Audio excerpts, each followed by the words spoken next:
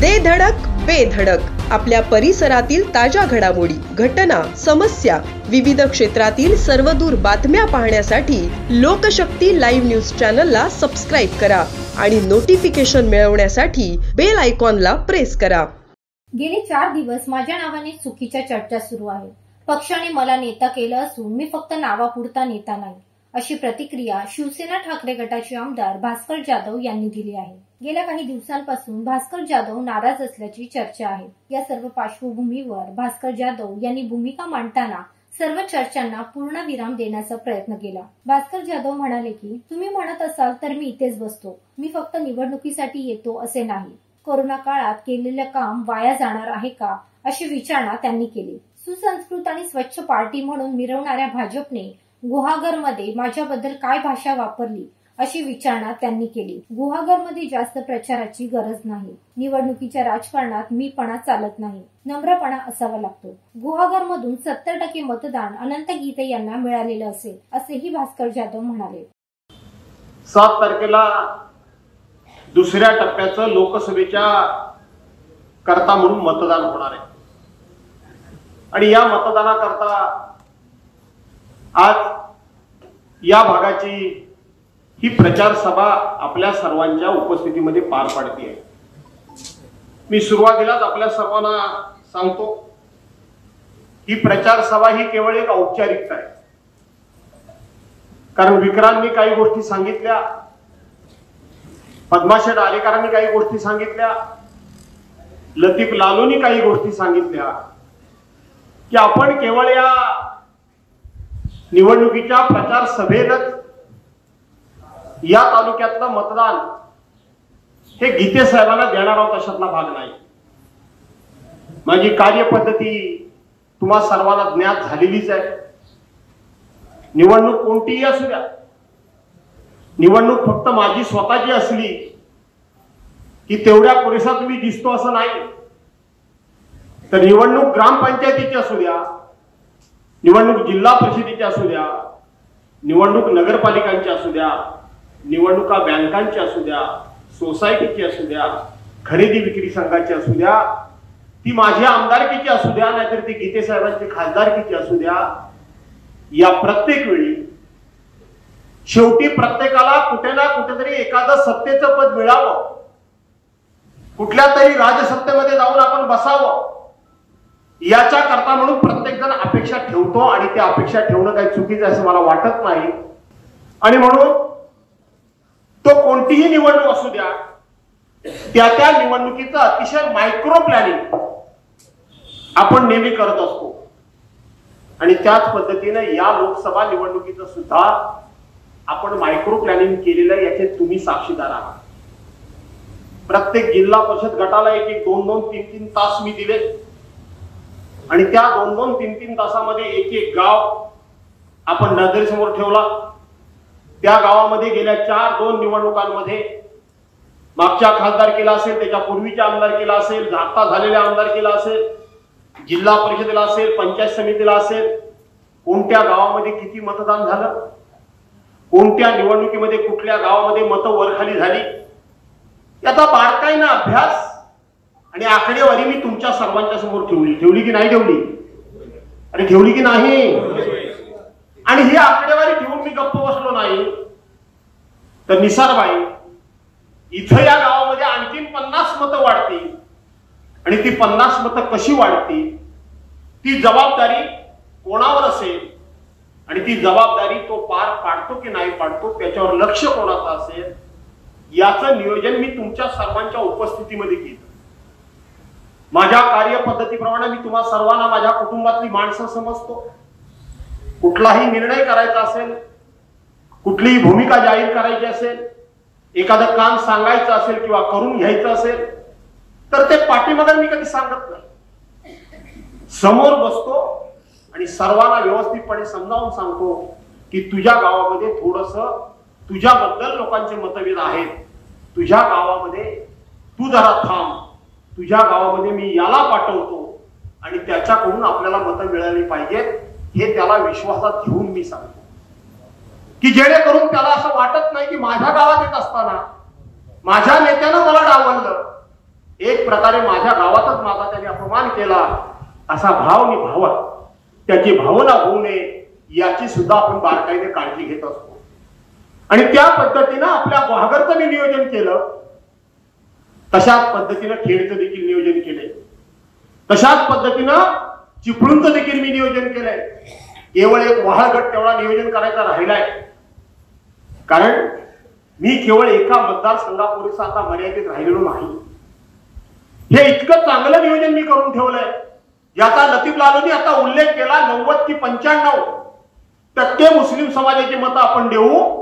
कदाचित बोलण्याच्या ओघामध्ये ते सांगायला विसरले असतील की आपण 4 महिन्यापूर्वी 6 महिन्यापूर्वी या तालुक्यातली मुस्लिम समाजाची एक कमिटी तयार केली आणि त्यांना सांगितलं की माझ्या मागच्या निवडणुकीमध्ये काय झालं याचा आता विचार करू नका. लोकसभेला जो कोणी आपला उमेदवार असेल त्याला जास्तीत जास्त मतदान मिळालं पाहिजे. त्याकरता प्रत्येक मोहल्ल्यामध्ये जा, तिथल्या लोकांची समजूत काढा. आणि आम्ही त्यांची समजूत काढून त्यांचा शब्द घेतला. लालू प्रसाद यादव असतील, लालू लतीफ लालू असतील, आमचे सरपंच असतील, आमचा इम्रान घारे असेल, नाही तर आमचे मुख्तारभाई ठाकूर असतील, अशा 10-12 लोकांची मी कमिटी तयार केली आणि ती कमिटी गावागावामध्ये पाठवून त्याचा कुठल्याही प्रकारचा गाजावाजा न करता आपण व्यवस्थितपणे नियोजन केलं. त्याचं नियोजन केलंय. बौद्ध समाज हा आमच्यापासून दूर आहे. बौद्ध समाजाची एक कमिटी आपण तयार केली. खरं तर ती तालुका प्रमुखांनी जबाबदारी दिली होती. तालुका प्रमुखांनी सांगितलं की माझं सगळ्यांशी संबंध चांगले आहे. मी जेव्हा पुन्हा 15 महिन्यानं 1.5 महिन्यानं आढावा घेतला तेव्हा माझ्या लक्षात आलं की तालुका प्रमुखांच्या व्यवसायातून त्यांना वेळ मिळालेला नाही आणि म्हणून ती जबाबदारी मी स्वतःहून घेतली. मी काय त्याला रागवत बसलो नाही. माझ्या लक्षात आलं की हे काम मागे पडतंय. आपण तशा पद्धतीने युवारचना केली. आज या मतदारसंघामध्ये फार काय प्रचार करायची गरज आहे असं नाही, पण तरी देखील एका गोष्टीची काळजी घेण्याची गरज आहे. आजच मी सकाळी पेपर वाचला, त्याच्यामध्ये लिहिलेलं आहे की गुहागर तालुक्यातला सगळा मुस्लिम समाज हा आमच्या विरोधी उमेदवाराच्या पाठीमागे उभा राहणार आहे. मी सगळ्यांची बारकाईने नावं वाचली, त्यातलं एकही नाव गुहागर तालुक्यातल्या मुस्लिम समाजाचं एकही नाव नाही, तर बाहेरून आलेल्या सगळ्यांची नावं आहेत. जर ते एक जरी नाव असतं तरी मी त्याकडे जाऊन संपर्क साधला असता. मी कधी कमीपणा मानत नाही. निवडणुकीच्या राजकारणामध्ये मीपणा चालत नाही. नम्रपणा अधिक महत्वाचा असतो. त्याच्याकडे मी स्वतःहून गेलो असतो, त्याला समजावलं असतं. पण एकही नाव नाहीये गुहागर, आहे का गुहागर तालुक्यात? नाही, एकही नाव नाहीये. प्रत्येक गोष्टीवर मी बारकाईने लक्ष देऊन मित्रांनो आहे. तुम्हा सर्वांना माहित आहे या तालुक्यामध्ये एक काळ काय होतं. हा तालुका आपण कसा उभा केलाय त्याची छोटीशी चुणूक ही विक्रांतने आपल्या भाषणामध्ये दाखवून दिली. एकानं उभं राहावं, एकानं. आणि गेल्या 15 वर्षाच्या या माझ्या आमदारकीच्या काळामध्ये असं एक गाव सांगावं की ज्या गावामध्ये 25 वेळा मी गेलो नाही. असं एक गाव सांगावं की ज्या गावामध्ये कोट्यावधी, एका गावामध्ये 25-25, 30-30 कोटी रुपयापर्यंत सुद्धा कामं केली नाही. असं एक गाव सांगा. आज माझ्या मतदारसंघात फिरत असताना मतदारसंघातले रस्ते सांगा. खारवी समाजाबद्दल विस्तारानं मी वेळेश्वरला बोलणारच आहे, तिथं, परंतु इथं जनरली मी या ठिकाणी बोलणार आहे. आणि म्हणून हा मतदारसंघ केवळ निवडणुकी पुरेसा मी तुमच्या समोर येत नाही की ज्या बाकी पक्षाचे लोक फक्त निवडणुकी पुरेसे येत आहेत, बाकी कशा करता येत नाहीये. आणि म्हणून मी हक्कानं सांगतो की उद्याच्या निवडणुकीमध्ये ज्या वेळेला मतमोजणी 4 जूनला होईल त्यावेळेला 70% मतदान हे गीते साहेबांना झालेलं असेल असा मतदारसंघ आहे. 70% मतदान झालेलं असेल. 70%. मला परवांच्या दिवशी झालेल्या मतदानापैकी 58% मतदान झालंय. त्या 58% पर्यंत मला मतदान अपेक्षित नव्हतं.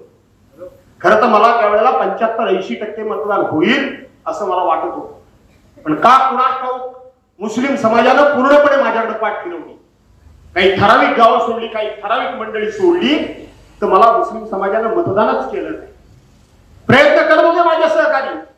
मग माझा फैसल कासकर असेल, इथं आमचे बशीरभाई हमदुले असतील, इथं आमचा इक्बालभाई नूर दळवी असतील, नूरभाई दळवी असतील, इम्रान घारे असतील किंवा आमचा मुक्तारभाई ठाकूर सारखे असे अनेक माणसं आहेत की त्या ठिकाणी ते प्रयत्न करत होते.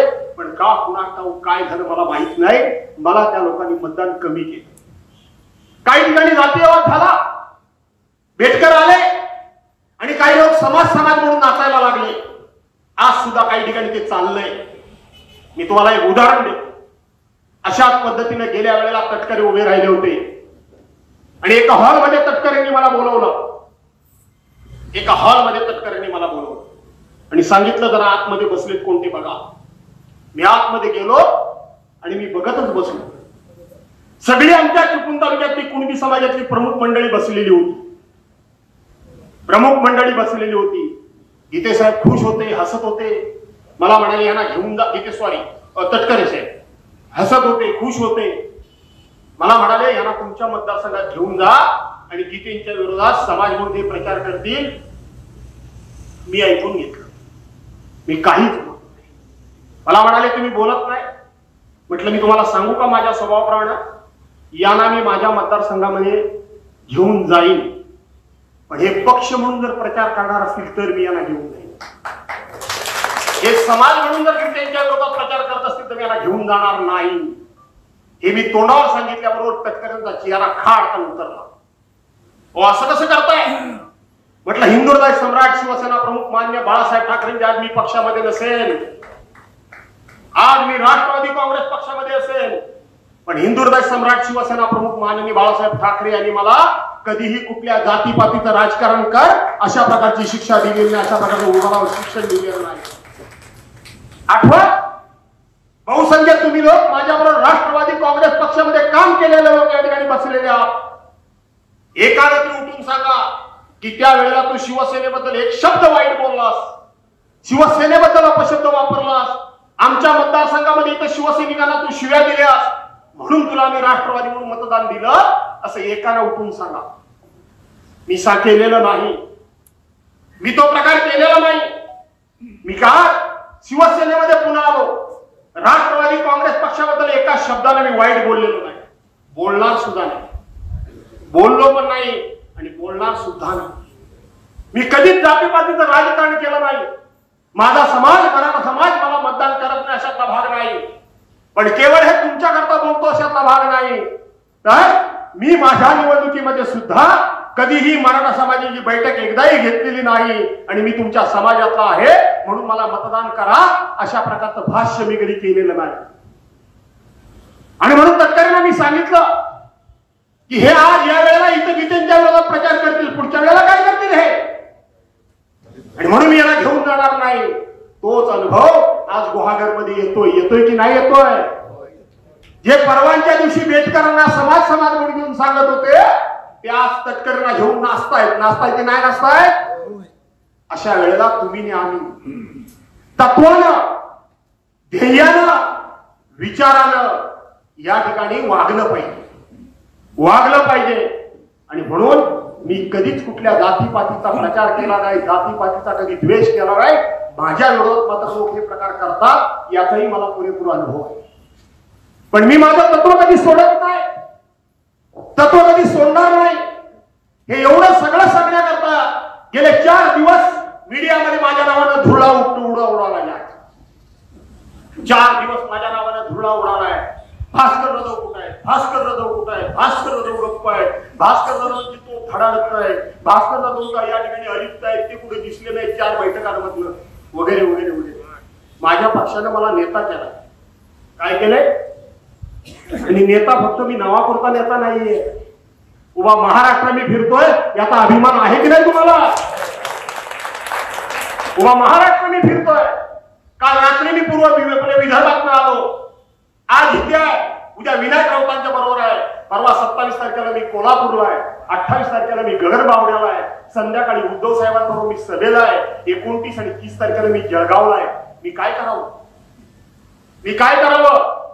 मी इथेच बसावं. तुम्ही जर घडत असाल मी इथेच बसावं तर मी जेवढं बसून राहतो. मग तुम्ही काय करणार. एवढी सगळी केलेली कामं, एवढी सगळी केलेली व्यूहरचना, एवढं सगळं केलेलं प्लॅनिंग, हे प्लॅनिंग उपयोगात येणार नाही. हे प्लॅनिंग उपयोगात येईल याची मला पूर्ण खात्री आहे. माझा तुमच्यावर विश्वास आहे. माझा तुमच्यावर विश्वास आहे. मी फक्त निवडणुकीकरता 1 वर्षाचा भाग नाही. कोण कोरोनाच्या संकटामध्ये कोण होतं? कोरोनाच्या संकटामध्ये मी आणि आपल्या सहकार्यांच्या व्यतिरिक्त आज जे टीका टिप्पण्या करतायत आणि मीडियावर माझ्याबद्दलचे अपप्रचार पसरवतायत ते होते कुठं? आपणच होतो ना. आपणच होतो. पुऱ्या महाराष्ट्रामध्ये आर्सेनिक अल्बमसारख्या गोळ्या कुठेही मिळाल्या नव्हत्या. पुऱ्या महाराष्ट्रामध्ये त्यावेळेला सगळ्यात जर पूर्ण माझ्या मतदारसंघामध्ये जर गोळ्या कोणी आणून दिल्या असतील तर त्या हैदराबाद पासून भास्कर जाधवने आणून दिलेले. घराघरामध्ये तुम्हाला अन्नधान्य, घराघरामध्ये कपडा लागता.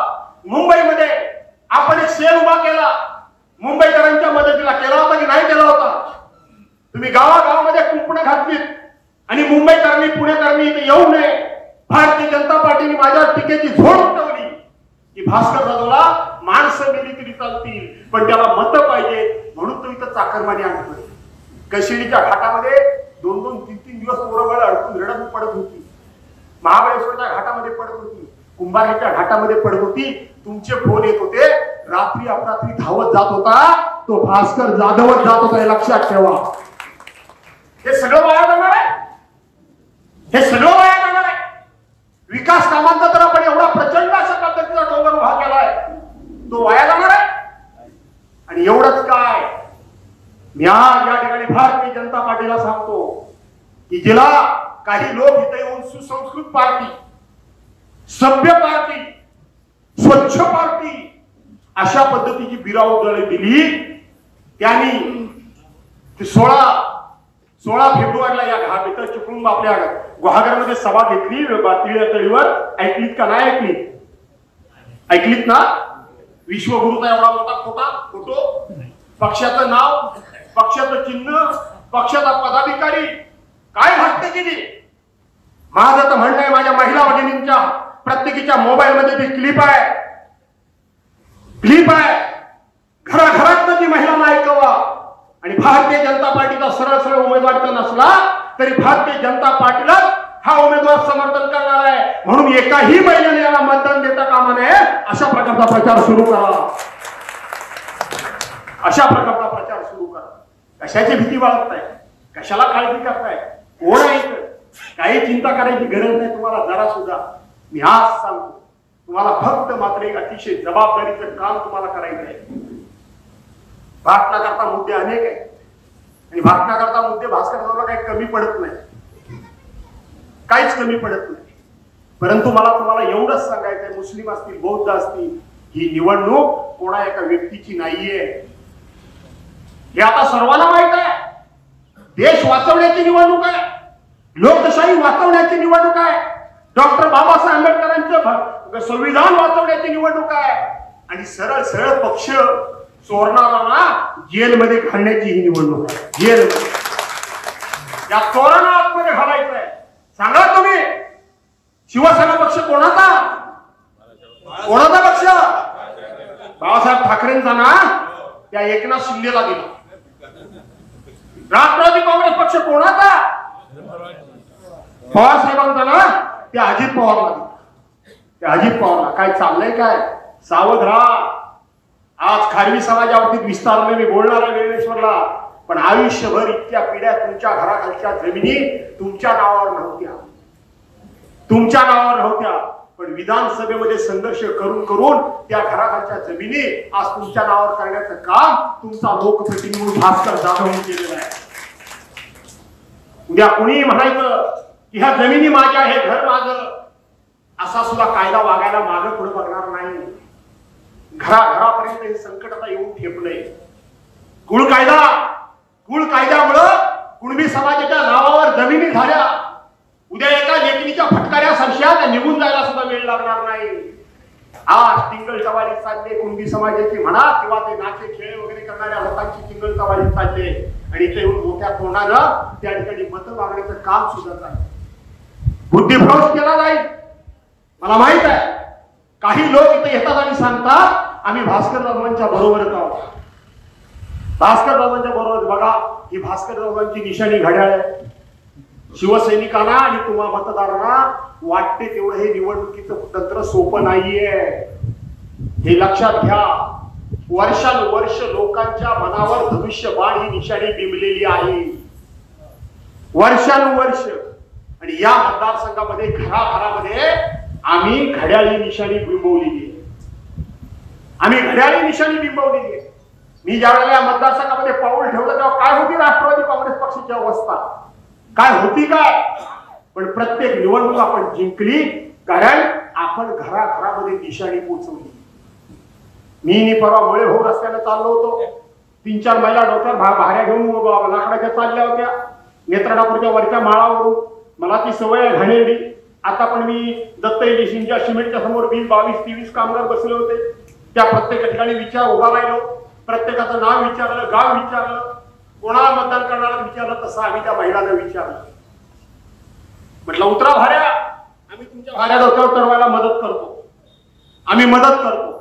आम्ही बसलो, आमच्याकडे पाण्याच्या बाटल्या होत्या, आम्ही त्यांना पाण्याच्या बाटल्या दिल्या आणि त्यांना विचारलं निवडणूक आली बाय, माहितीये ना तुम्हाला. हो म्हणजे काय बाबा, माहितीये म्हणजे काय, निवडणूक आली. मग मत कोणाला देणार, मत कोणाला म्हणजे काय, तुम्हाला. तुमच्याशिवाय आम्ही विसरले नाही काय कोणाला.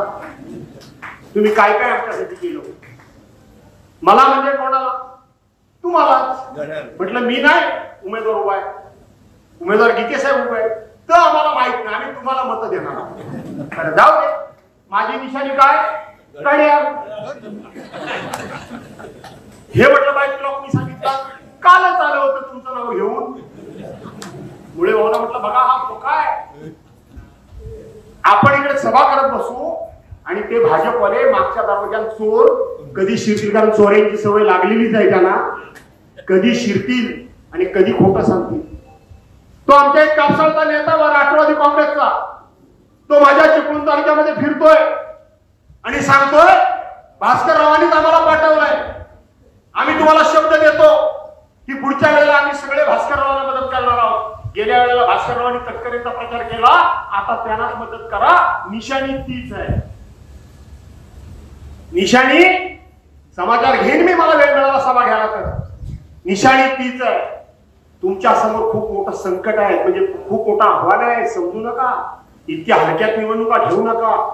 आज परिचित झालेली लोकांच्या तोंडातोंडामध्ये बसली धनुष्यवाणी निशाणी आपली नाहीये. निशाणी ही आपली काय आहे, मशाल आहे. आज मला माहित नाही सचिनबाई तिथं काय तुम्हाला निवडणुकीची डेमो मशीन उपलब्ध करून देणार आहे की नाही मला माहित नाही, कारण सगळे यंत्रणा त्यांच्याकडे आहे, जिल्हा प्रमुखांच्याकडे आहे. काय काय ठेवलंय घरात मला माहित नाही. आणि म्हणून ती डेमो मशीन आणली नसतील तर माझ्या वेळेची डेमो मशीन सगळी बाहेर काढा. प्रत्येकाला 2-2, 4-4 डेमो मशीन आपण देऊन ठेवलेली आहेत का बऱ्याच जणांच्याकडे, नाही? ती काढा. त्याच्यावर गीते साहेबांचं नाव, तुम्हाला गंमत सांगतो की गीते साहेबांचा सादरमे नावचा उमेदवार एक आहे आणि त्याची निशाणी दिली चिमणी. चिमणी दिली ना राऊत साहेबांना दिली ना, चिमणी कोणाला तरी दिली. राऊत साहेबांना आमच्या विनायक राऊतांना चिमणी दिली. बघा काय धोका आहे तो. मला माहित नाही यांच्याकडे काय निवेदन दिले ती मशीन काढा. घराघरामध्ये जा, पत्रकार तुमच्याकडे आहेत की नाही मला माहित नाही. आणि म्हणून घराघरापर्यंत जा, नुसत्या मिटिंगा वगैरे देखाव्याला करू नका. आणि घराघरासमोर जाऊन ते मशीन समोर ठेवा. मशीन नाही मिळाली तर आजकाल काही तुम्हाला तयार करता येतं कॉम्प्युटरवर, ते कॉम्प्युटरवर तयार करा. मित्रांनो, युवा सेनेचा अधिकार कुठे गेला तालुका अध्यक्ष,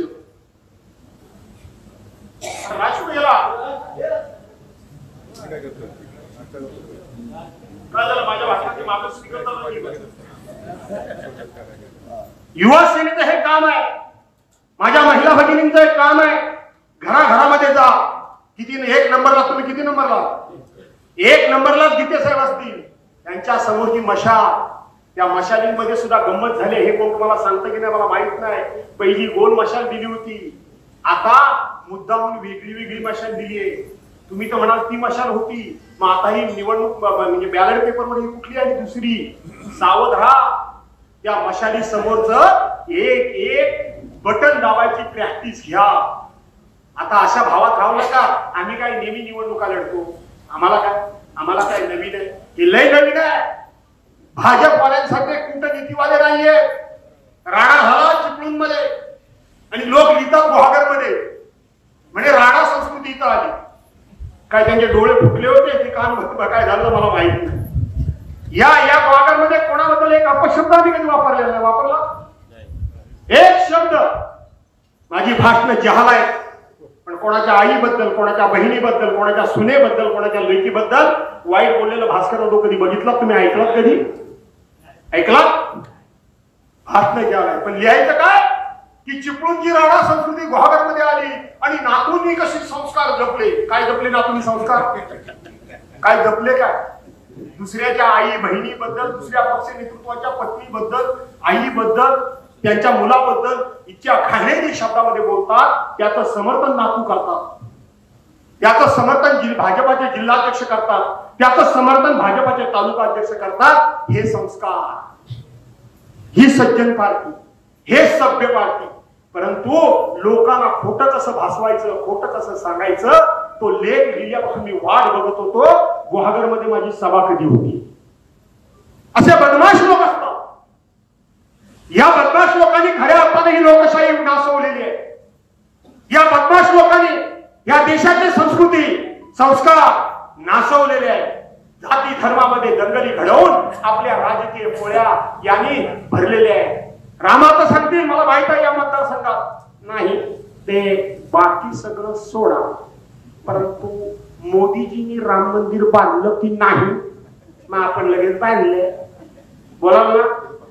आणि म्हणून तरी विचार करायला हवा, असं बोलतील की नाही? बोलतील ना. काय तुम्हाला वाटतंय भाजपवाल्यांनी राम मंदिर बांधलं?